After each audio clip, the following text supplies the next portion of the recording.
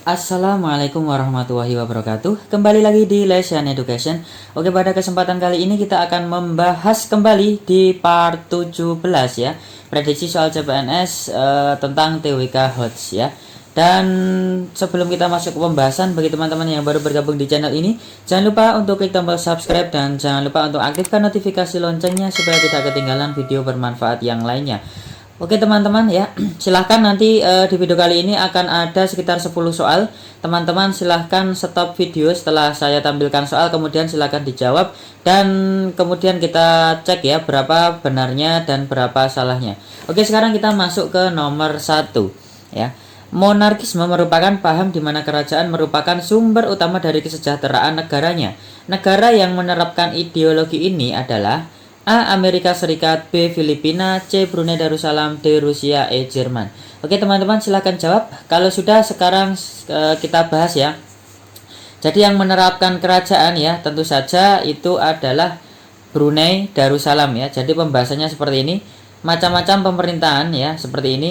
Yang pertama adalah autokrasi, itu bentuk pemerintahan dengan kekuasaan mutlak pada diri seseorang ya, atau kediktatoran. Kemudian ada oligarki, pemerintahan yang dijalankan oleh beberapa orang yang berkuasa dari golongan atau kelompok tertentu. Contohnya itu adalah politik apartheid Afrika Selatan ya. Contohnya oligarki itu di Afrika Selatan yang sebelum tahun 1994 pemerintahan hanya dikuasai oleh masyarakat kulit putih minoritas Afrika Selatan. Nah, kemudian yang ketiga ini monarki, bentuk pemerintahannya dikepalai oleh seorang raja. Nah, contohnya adalah Brunei Darussalam, Arab Saudi dan Jepang ya. Jadi nanti kalau ada jawaban salah satu di antara tiga negara ini, berarti itu jawabannya.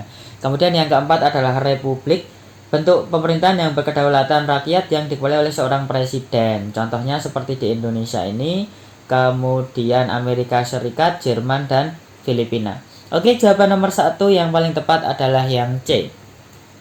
Oke, sekarang kita lanjutkan ke soal nomor 2. Lembaga yang menjalankan pemerintahan daerah dan melaksanakan tugas mengatur rumah tangga daerahnya saat Indonesia baru merdeka adalah ya. Oke, di sini teman-teman mungkin pernah mendengar kata KNIP ya. Komite Nasional Indonesia Pusat ya. Itu kalau mengatur Indonesia di tingkat pusat. Padahal di sini adalah di tingkat daerah ya. Sekarang kita bahas ya, jadi setelah pemerintah membentuk KNIP secara berlanjut di daerah-daerah itu juga dibentuk juga Komite Nasional Daerah ya untuk membantu tugas dari kepala daerah sebagaimana KNIP membantu tugas presiden sebelum dibentuknya DPR dan MPR ya. Jadi kita jawabannya adalah yang A ya, Komite Nasional Indonesia Daerah. Jadi setelah KNIP dibentuk KNI ya, seperti itu. Oke, bisa dipahami. Silahkan salah berapa, benar berapa, 2 soal. Sekarang kita masuk ke soal nomor 3. Berikut ini lembaga negara yang tidak dipilih langsung oleh rakyat adalah A. Anggota DPR, B. Anggota DPD, C. Presiden, D. Wakil Presiden, E. Anggota BPK. Yuk kita cek dulu yang dipilih rakyat ya. Jelas presiden dan wakil presiden itu dipilih secara luber ya, langsung, umum, bebas, rahasia ya. Kemudian anggota DPR itu juga dipilih dan DPD juga dipilih oleh rakyat. Jadi yang tidak dipilih oleh rakyat itu adalah anggota BPK ya. Berarti jawaban yang paling tepat untuk soal nomor 3 adalah yang E.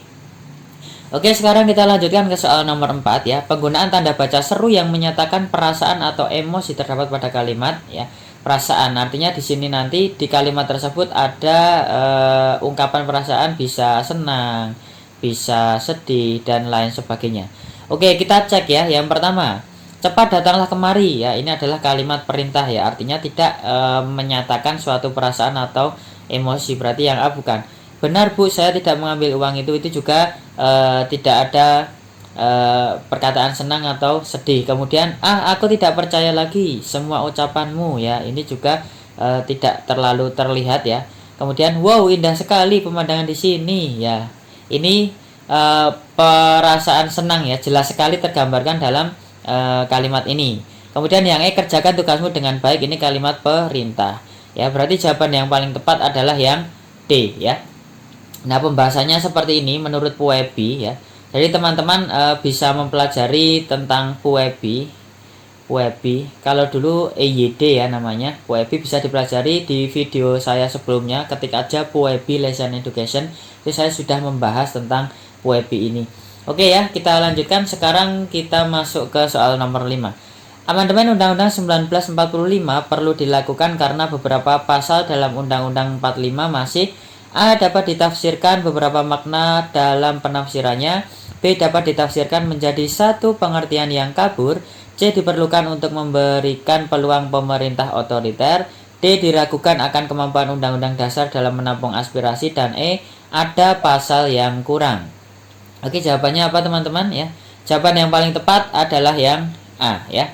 Jadi dapat ditafsirkan beberapa makna dalam penafsirannya ya. Jadi bermakna ganda. Ada beberapa pasal yang bermakna ganda ya. Kalau pengertiannya kabur tidak ada ya. Untuk pemerintahan otoriter juga tidak ada. Kemampuan UUD juga tidak perlu diragukan lagi ya. Ada pasal yang kurang, ini juga salah. Berarti jawaban yang paling tepat adalah yang A. Oke, sekarang kita lanjutkan ya. Soal nomor 6. Pemilihan Senat untuk mewakili negara bagian di Amerika Serikat dilaksanakan setiap titik-titik tahun sekali. A2, B3, C4, D5, E6 ya. Jawabannya apa? Ya, jawaban yang paling tepat adalah 6 ya. Kalau Senat itu pemilihannya 6 tahun sekali. Jadi di Amerika itu 4 tahun itu memilih seorang presiden ya. 4 tahun itu memilih seorang presiden ya. Sedangkan setiap 6 tahun itu memilih senatnya ya. Jadi diingat ya, presiden di Amerika itu setiap 4 tahun, senat itu setiap 6 tahun ya. Kalau di Indonesia pemilihannya setiap 5 tahun. Oke, ini di Indonesia. Oke, bisa dipahami. Sekarang kita lanjutkan ya ke soal nomor 7. Candi Prambanan yang bercorak Hindu dibangun pada masa dinasti ya. Dinasti apa? A. Sailendra, B. Sanjaya, C. Nalanda, D. Ken Arok, E. Tohjaya ya. Jawaban yang paling tepat apa ya? Jawabannya adalah yang B ya. Teman-teman bisa browsing ya tentang Candi Prambanan itu dibangun pada masa dinasti Sanjaya. Oke, sekarang kita lanjutkan ke soal nomor 8. Pancasila yang tercantum dalam pembukaan Undang-Undang 1945 alinea keempat dilihat dari proses terjadinya perubahan. A. Perintis hidup bangsa Indonesia, B. dasar filsafat negara Indonesia, C. perjanjian luhur bangsa Indonesia, D. pedoman hidup bangsa Indonesia, dan E. kepribadian bangsa ya. Jawabannya apa?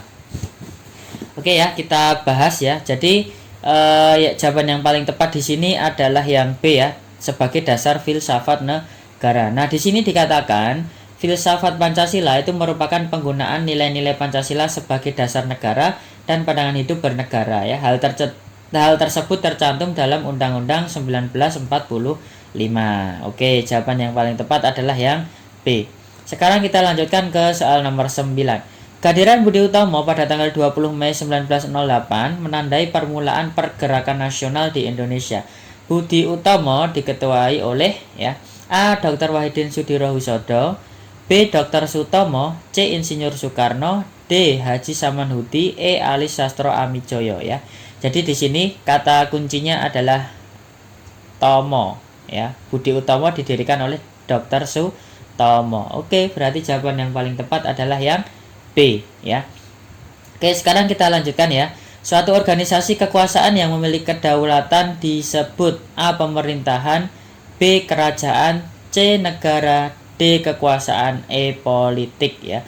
Organisasi kekuasaan yang memiliki kedaulatan itu disebut sebagai pemerintahan. Oke, berarti jawaban yang paling tepat untuk nomor 10 adalah yang A ya. Oke, teman-teman, itu ya. Mungkin itu yang bisa saya sampaikan di video kali ini. Semoga bisa bermanfaat. Dan silahkan teman-teman bergabung di grup Telegram. Link nanti saya taruh di kolom komentar. Ini nanti kita akan membahas juga soal-soalnya di sana. Jangan lupa subscribe, like, share video ini supaya bermanfaat bagi semuanya. Sampai ketemu di video selanjutnya. Wassalamualaikum warahmatullahi wabarakatuh.